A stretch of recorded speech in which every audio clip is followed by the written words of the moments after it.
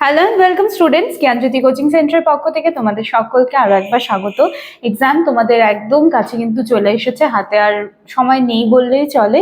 তো এরকম অবস্থায় আমি তোমাদের major political science first semester major political science থেকে পেপার 2 থেকে কিছু 6 মার্কসের কোয়েশ্চেন্স আজকে আমি আলোচনা করে দিচ্ছি। তোমরা একটু কাইন্ডলি কপি পেন নিয়ে বসো, লিখে নিও এবং এগুলো পড়ো।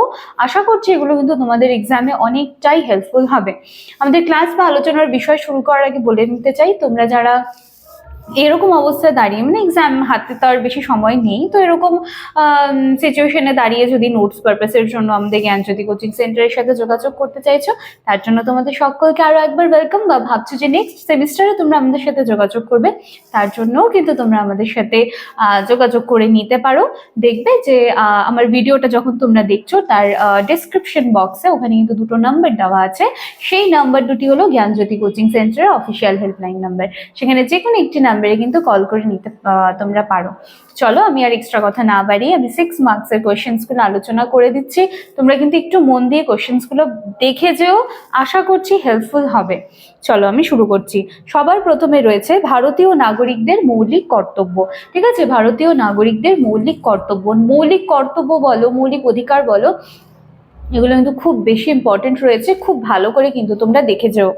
এরপরে রয়েছে ভারতে একটি রাজ্যপালের ক্ষমতা এবং তার যে অবস্থান রয়েছে সেই সম্পর্কে জানতে চাওয়া হয়েছে।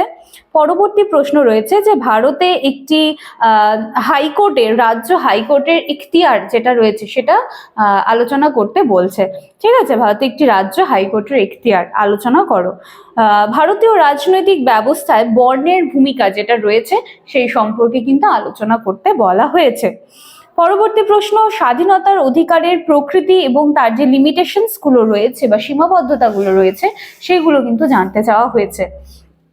এরপর রয়েছে এসসি এবং এসটিদের জন্য যে সাংবিধানিক সুরক্ষাগুলো রয়েছে। ঠিক আছে, এসটি এসসি এটা কিন্তু খুব ভালো করে পড়েছো, এটা ইম্পর্টেন্ট আছে তোমাদের জন্য। পরবর্তী প্রশ্ন, ভারতে গণপরিষদের উদ্দেশ্য আলোচনা করো। ভারতে গণপরিষদের উদ্দেশ্য আলোচনা করো। চলে যাচ্ছি পরবর্তী প্রশ্নে। একটি বলছে যে ভারতীয় রাজ্যে মুখ্যমন্ত্রীর ক্ষমতা এবং তার অবস্থান কি রয়েছে। ঠিক আছে, মুখ্যমন্ত্রীর ক্ষমতা কি, রাজ্যে মুখ্যমন্ত্রীর ক্ষমতা এবং অবস্থান কি সেটা কিন্তু জানতে চাওয়া হয়েছে। এরপর রয়েছে লোকসভা এবং রাজ্যসভার মধ্যে কার্যকরী সম্পর্ক যেটা রয়েছে সেটা আলোচনা করো। লোকসভা এবং রাজ্যসভার মধ্যে কার্যকরী সম্পর্ক। চলে যাচ্ছি পরবর্তী প্রশ্নে, ভারতে গণপরিষদের গঠন আলোচনা করো। গণপরিষদ কিভাবে গঠিত হয়েছে সেই ব্যাপারে কিন্তু আলোচনা করতে বলা হয়েছে। এরপরে রয়েছে সমতার অধিকারের প্রকৃতি ও সীমাবদ্ধতা আলোচনা করো। সমতা অধিকারের প্রকৃতি এবং সীমাবদ্ধতা আলোচনা করো। এবং শেষ রয়েছে ধারা 368 এর অধীনে নির্ধারিত সংশোধনের পদ্ধতিটি সংক্ষেপে আলোচনা করো। ঠিক আছে, তো এই ছিল কিন্তু তোমাদের পেপার 2 থেকে 6 মার্কসের কিছু কোয়েশ্চেন্স। এর পরের দিনে কিন্তু আমি আরো কিছু সাজেশন নিয়ে চলে আসবো নেক্সট ক্লাসে, মানে কালকে তোমরা সেই ভিডিওটা পেয়ে যাবে। প্রতিদিনের ভিডিওসগুলো কিন্তু এখন আমি সাজেশনের উপরেই জোর দিচ্ছি, তোমরা কাইন্ডলি সেগুলো একটু মন দিয়ে দেখো, লিখো এবং সেগুলো নিয়ে পড়ো, অনেকটা হেল্প হবে। চলো দেখা হচ্ছে নেক্সট দিনের ক্লাসে। Thank you.